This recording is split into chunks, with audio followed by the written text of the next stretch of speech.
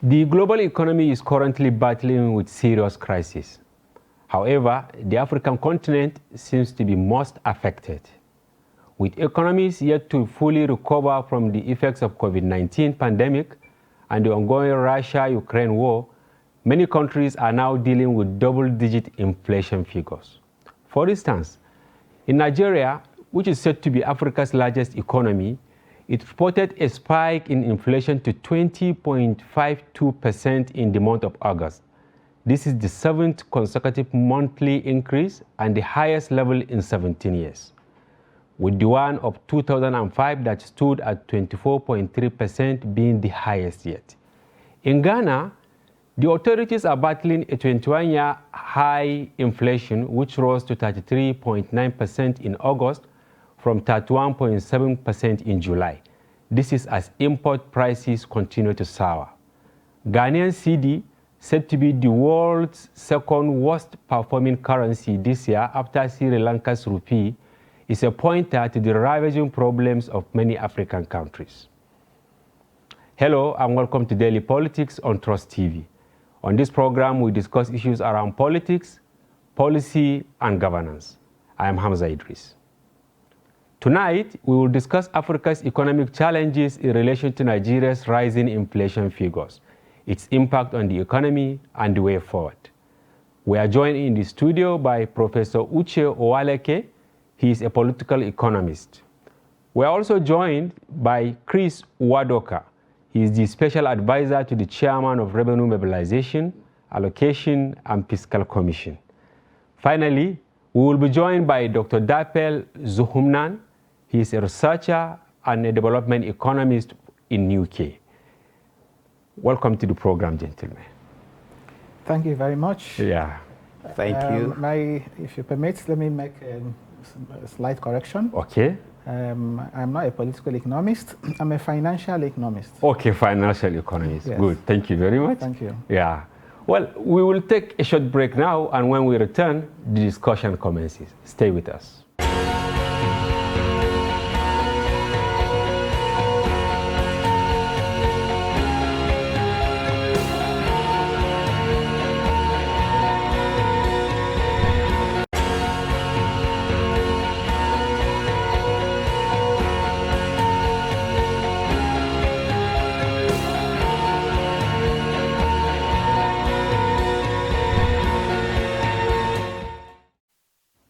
Welcome back to the program. Gentlemen, welcome. We also actually we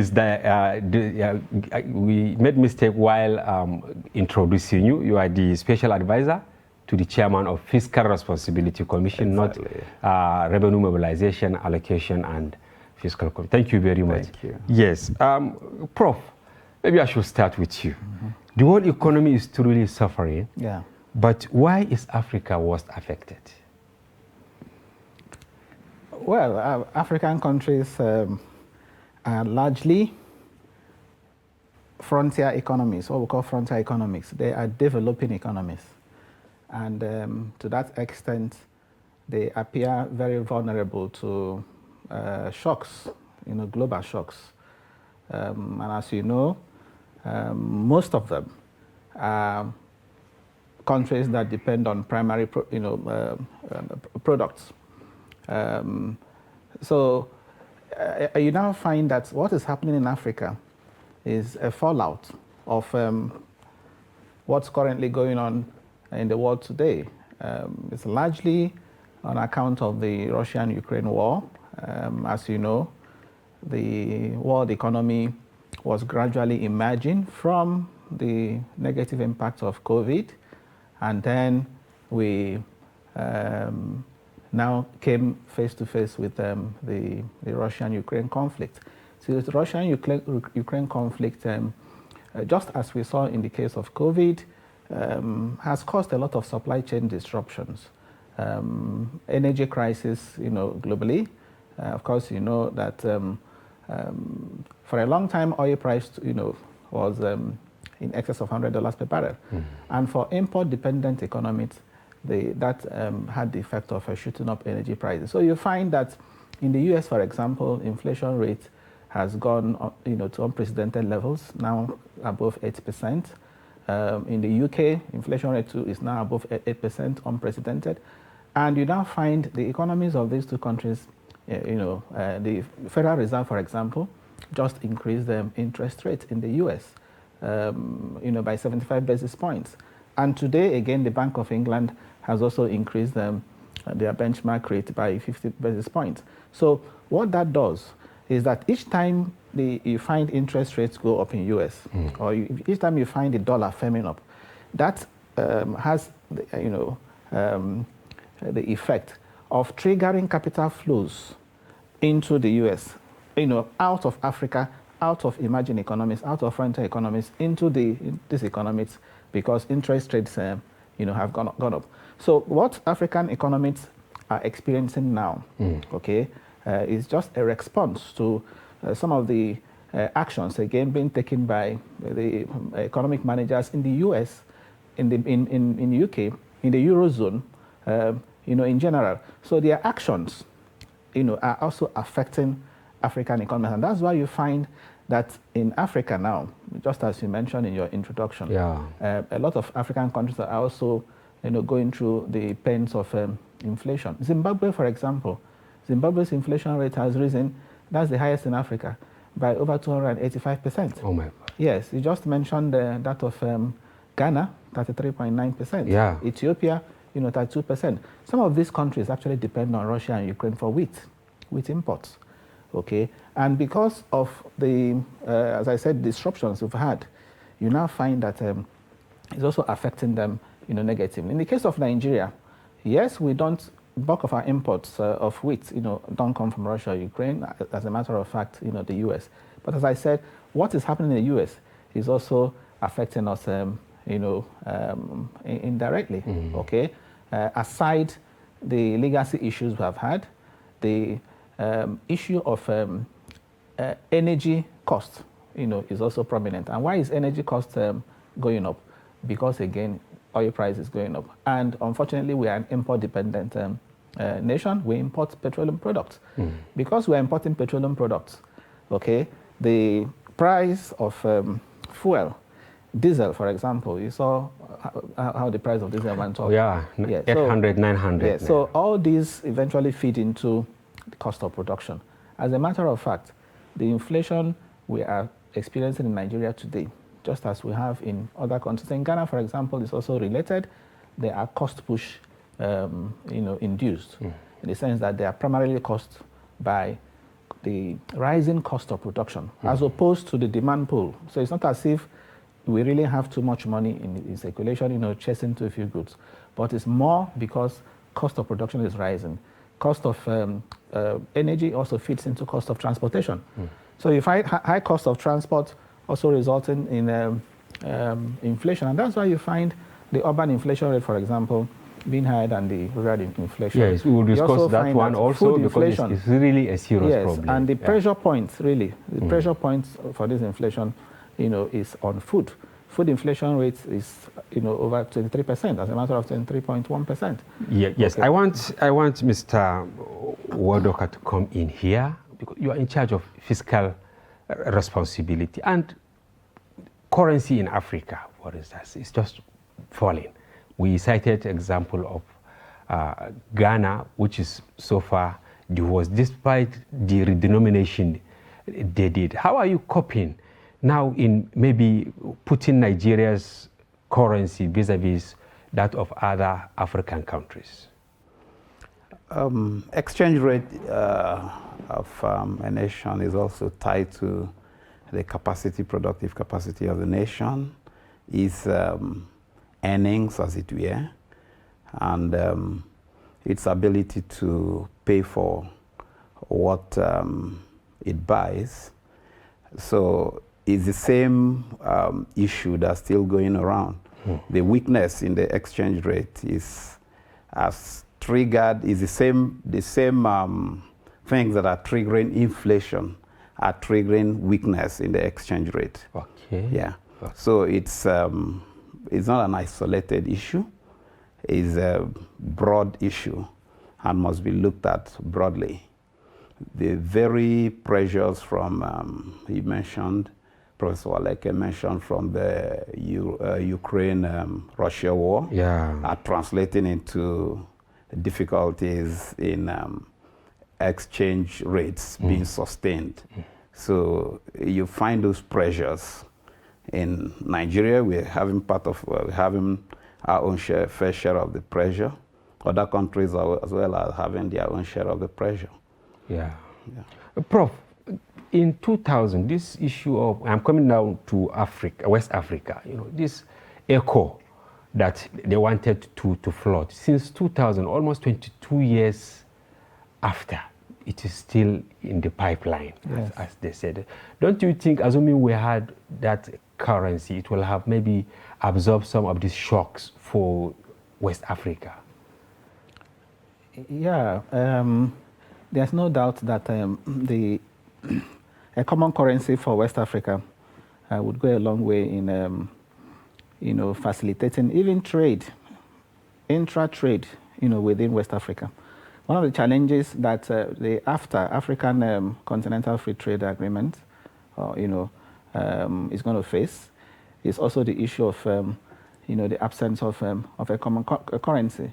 Just as you mentioned, there have been efforts in the past, to even, fast track it, given its, importance in facilitating trade. But of course, there have been hindrances. And one of the major hindrances to having a common currency for West Africa is even this issue of what we are talking about. Because for you to have a common currency, there's what is called a convergence criteria. Okay. Yes, one of the convergence, one of the criteria or a criterion, has to do with having, a stable, trade, maybe. No, I'm talking of inflation. Okay. Yes, you don't have to have high inflation rate. Okay. If countries within West Africa are experiencing inflation rate, it will also affect their ability to have a common currency. Now, the inflation has a correlation to exchange rates. Because eventually when you have a common currency, it's also going to, you're also going to determine its exchange rate in relation to other world currencies. Now, if inflation rate is high, what happens? Purchasing power, drops. Is that not so?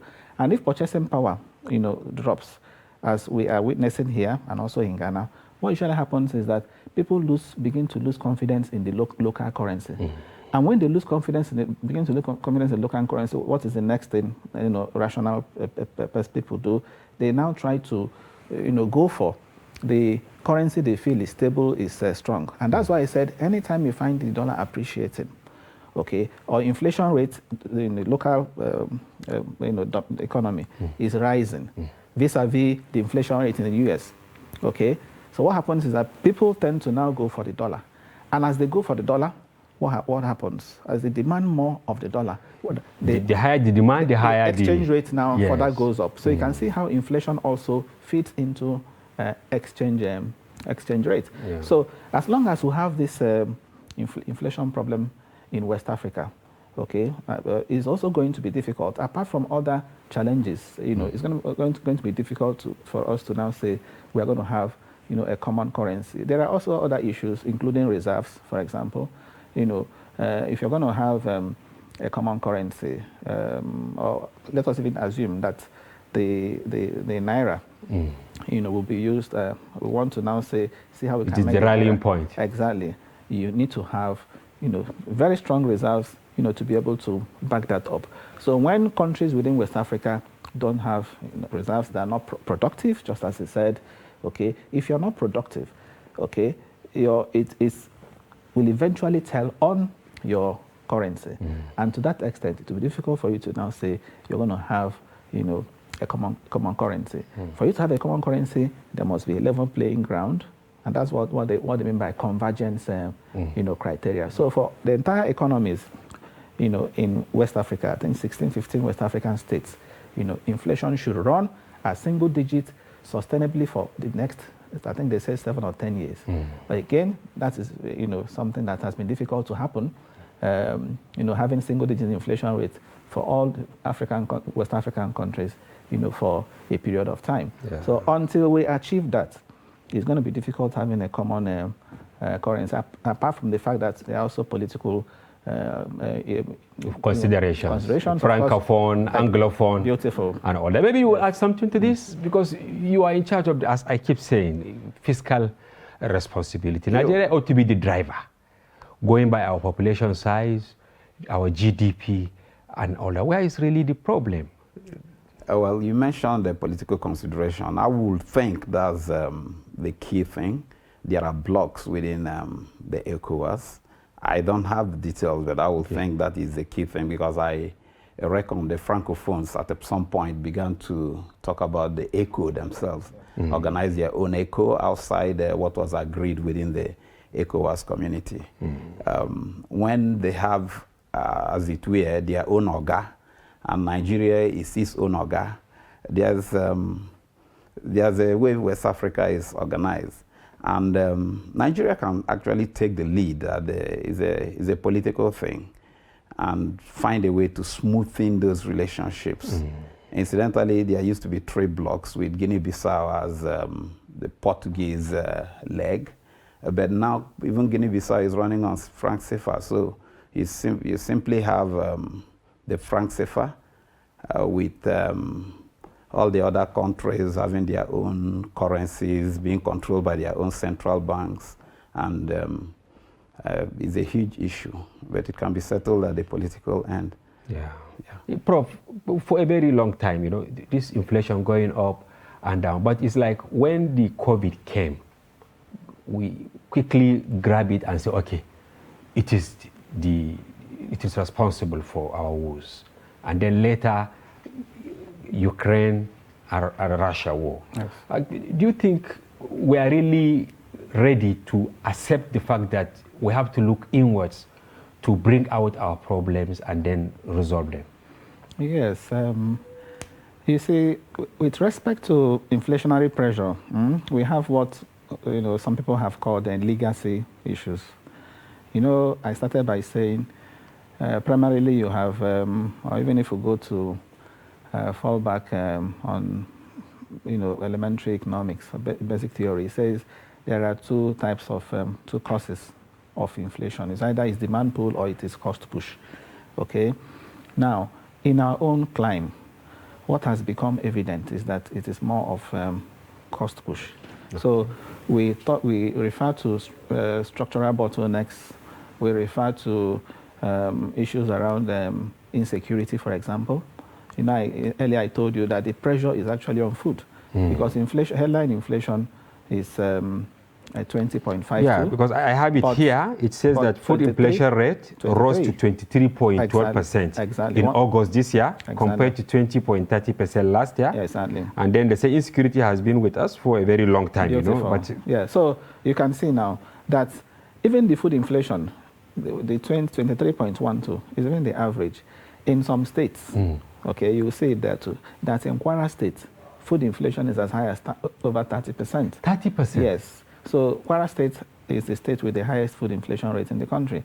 And insecurity, okay, is a major, corporate, a major, thing to blame for the food, issue. And that's because today you find that many people, don't go to farms, especially in the food belt regions, as a result of insecurity. So when you have issues like that, one way to deal with it is to tackle the insecurity.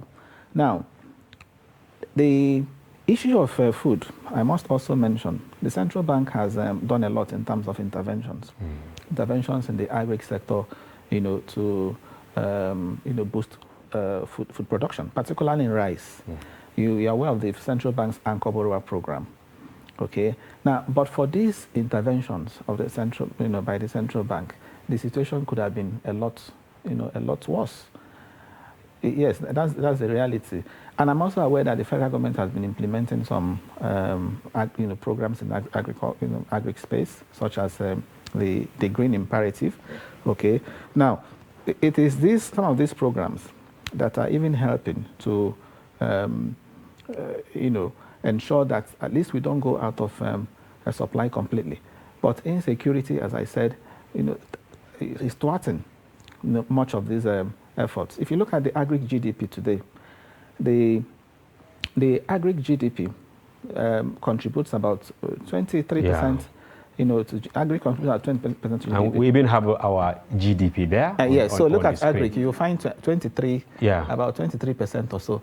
But growing, the growth rate of agriculture for some, year on year now, if you check the quarterly reports, released by the National Bureau of Statistics, agriculture growth rate has been on the decline. Why?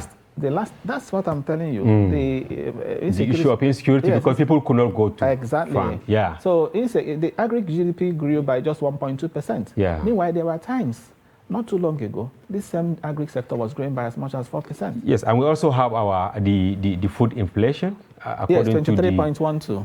And it's really scary, because if people cannot afford food, because I want us to break the issue of inflation in simple terms, because the technical aspect, most Nigerians don't really relate with it. Maybe you will say something on this, on how people are really coping, because they want it in specific terms. Their purchasing power has gone down.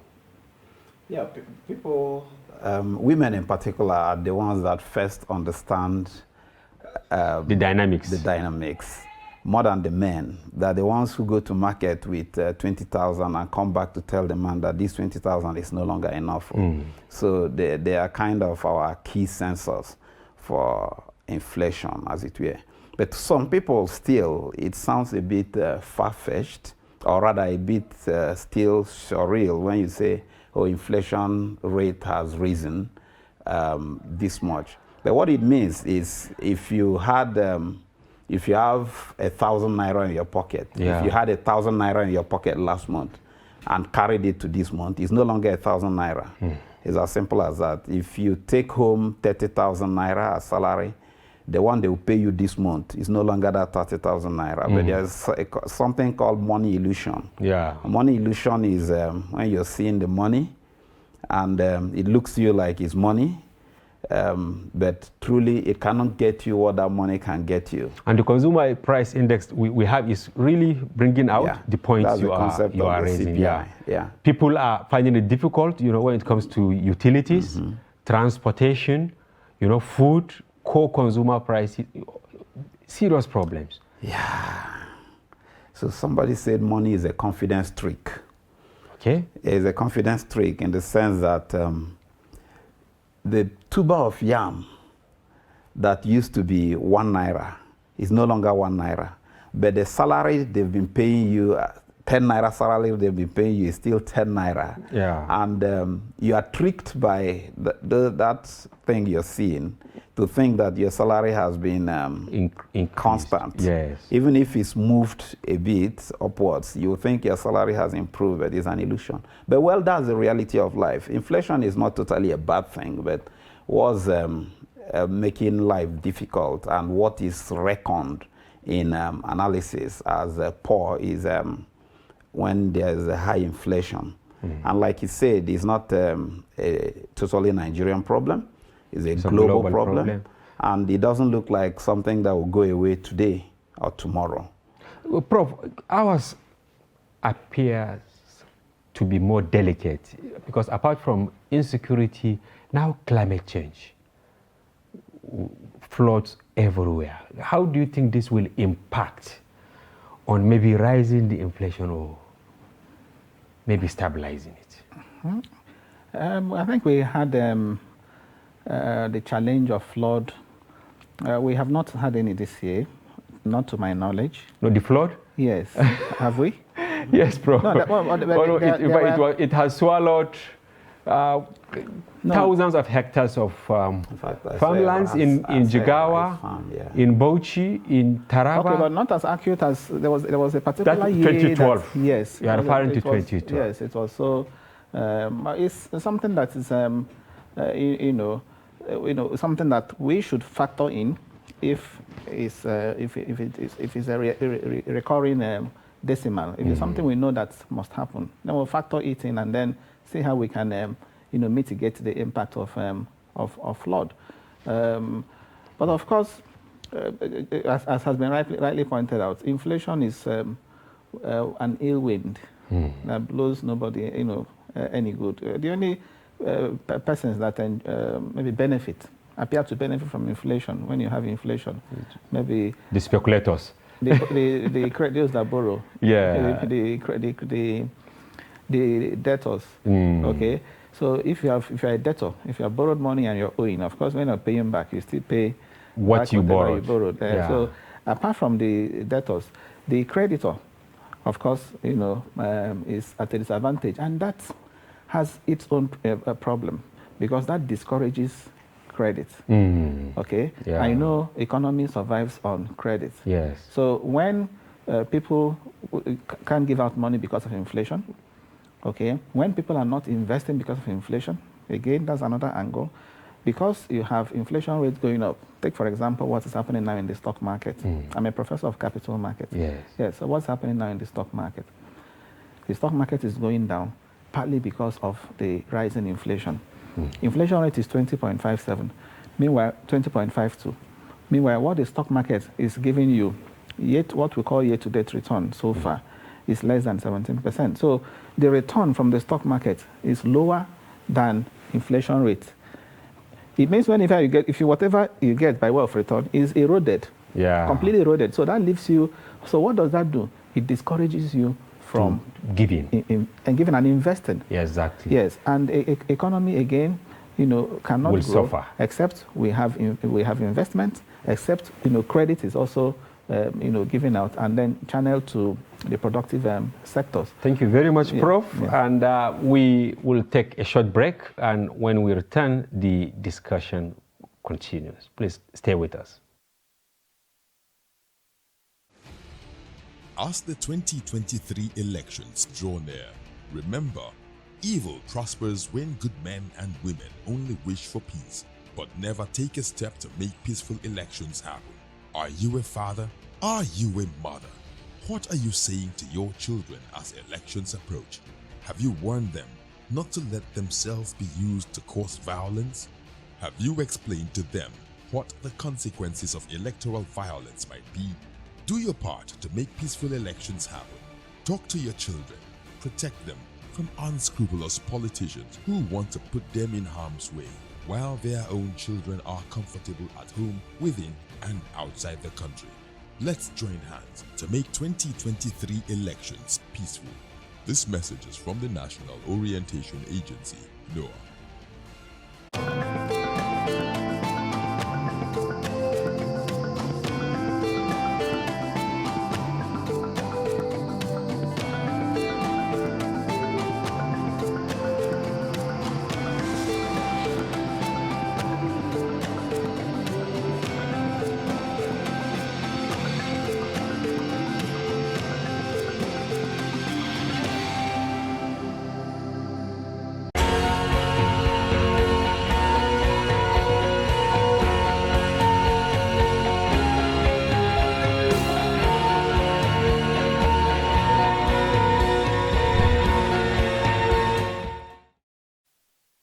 Welcome back. If you are just joining us, this is Daily Politics on Trust TV, and we're discussing the ravaging effects of inflation on Nigeria's economy. We have in the studio Chris Owadoka, Special Advisor to the Chairman, Fiscal Responsibility Commission, and Professor Uche Owaleke, Financial Economist and Professor of Capital Market from Nasarawa State University. Welcome back.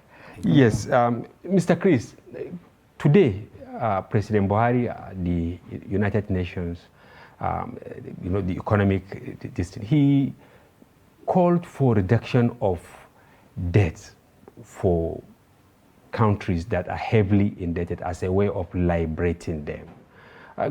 Do you think this will be possible in the face of us increasingly borrowing money to finance our budget and other basic things in the country? Well, all things are possible. All things are possible. Even recently, there was a call by the Vice President, which was now hinged on climate on climate change. Yeah. Yeah, you know, there's already some carbon credits, Yes. and climate economics. Well, it could be hinged on that. That's one part that could run, but nothing is impossible. In any case, the issue of debt is has become pervasive. Again, like the inflation we discussed, the past 2 years have been difficult on the global economy, and like you said, more difficult on the economies in the frontier. These are the ones that are taking the bullet directly.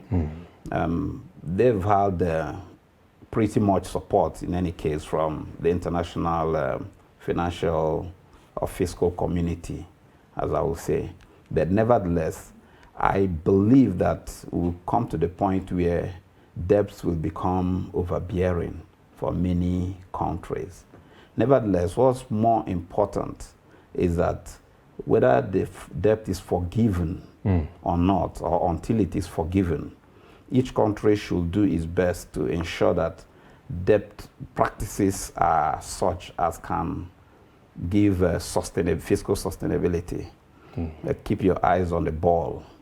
It may come to the time when the borrowers will not be there for you.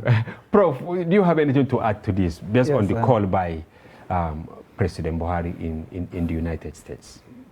Okay, I think the call is well placed. Well placed in the sense that it will do us a lot of good if some of our debts are forgiven.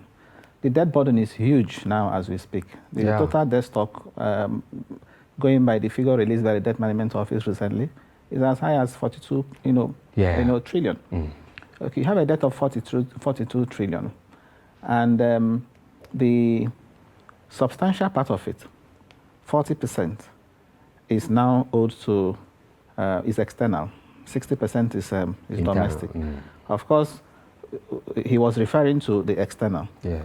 Now, of the external debt, about 47% of that external, okay, is owed to the multilateral institutions. By that I mean the World Bank, okay, the African Development Bank, and the IMF.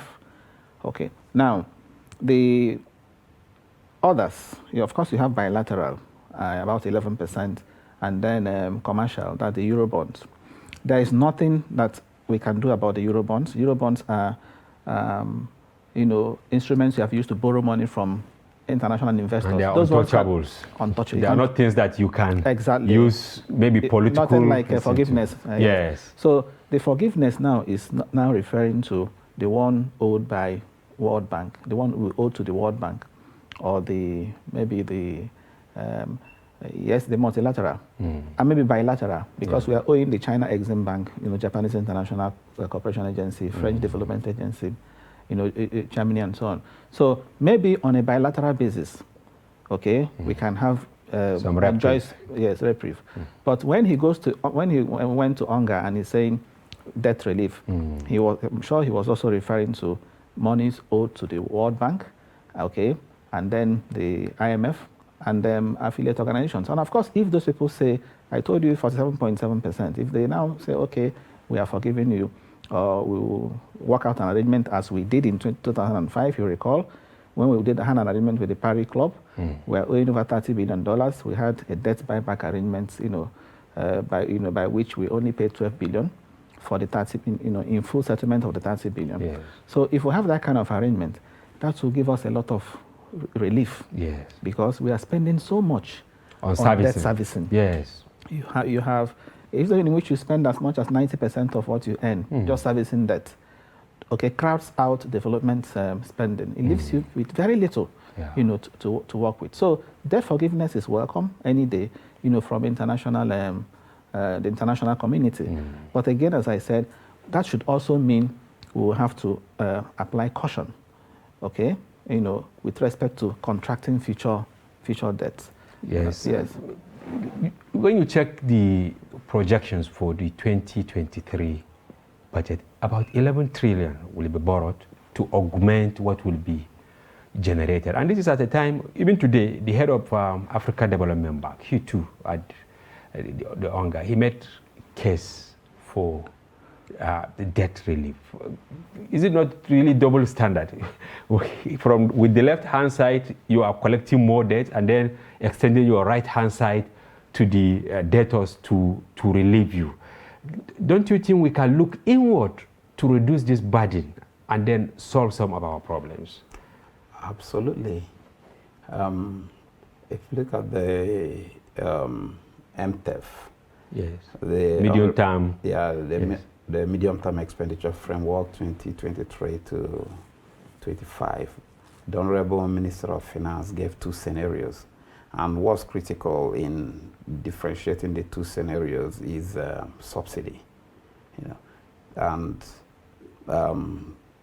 a school of thought is saying this subsidy should drop. Yeah. If it drops, then there will be more money for government to operate. If it doesn't drop, the government will have to scrape to find money. And part of that scraping is having to go get some debts, both local and foreign. So there's got to be political will, because the subsidy issue has serious social dimensions. It requires political will, it requires a lot of care as well.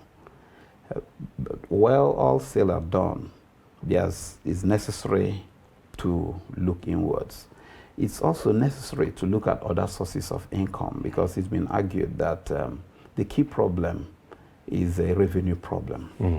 Right now, revenue sources are challenged, especially the oil aspect.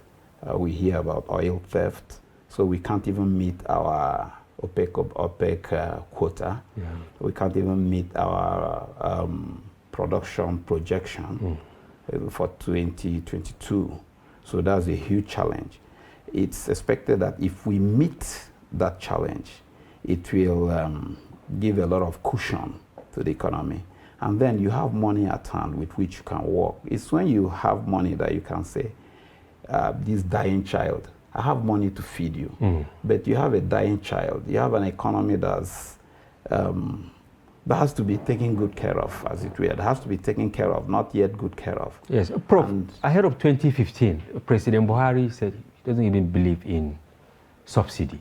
Now, 2 days ago, Labour Party candidate Peter Obi, he said subsidy is a scam. And we're approaching elections. You have heard what this gentleman said, that of course we have leakages.